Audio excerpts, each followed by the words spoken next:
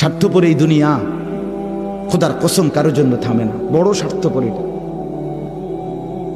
আগের গাড়ির 3 জন প্যাসেঞ্জারও যদি রক্তে ভাইসা যায়, মইরাও যায়, পিছনে জ্যাম বাজলে এরা শুনতেছে যে সামনের গাড়ি অ্যাক্সিডেন্ট করে 2 জন লোক মরে গেছে, এরা এরপরও চিল্লা যে পুলিশ কই, রাস্তা ক্লিয়ার করে নাকা, মূল্যে মরছে না মূল্যটি সরাও।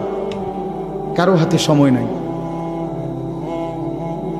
স্বার্থপর এই দুনিয়া, কারোর জন্য থামে না রে বাপ। হ্যাঁ, যেদিন বাপের জানাজা পড়ে, যেদিন বাপের লাশ কবরে দাফন করে, সেদিনও বংশধর সন্তান ছেলে মেয়ে ঘন্টাখানিক 2-4 ঘন্টা কাইন্দা কাটটা হইলো, রাতের বেলা ঠিকই ভাত খায়। হ্যাঁ, খায় না? পাশের ঘর থেকে খানা আনে, আবার ওরা ঠিকই খায়।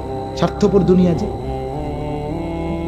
থামে না রে ভাই, থামে না দুনিয়া। ওই জন্য আমাদের কারোর জন্য থামবে না। তুমি আমি মরে গেলে শেষ। আবারও বলছি এই কথাটা, আমি মরে গেলে এরপরে পৃথিবী যত আধুনিকে হোক না কেন, আমার কি কথা বুঝছেন নি? আমি মরার পরে যদি সবার ঘর স্বর্ণের বাড়ি হয়ে যায়, তো আমার লাভ হইল কি?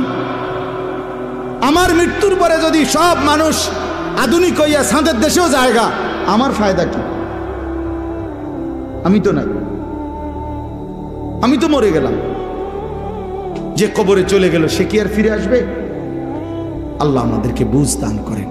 এই জন্য ছেলেরা, রাত গভীরে বন্ধু চলো নিয়ত করি 5 ওয়াক্ত নামাজ পড়বো ইনশাআল্লাহ। ভাইয়া নষ্ট হইও না, নষ্ট হইও না, চরিত্রহীন হইও না বাপ।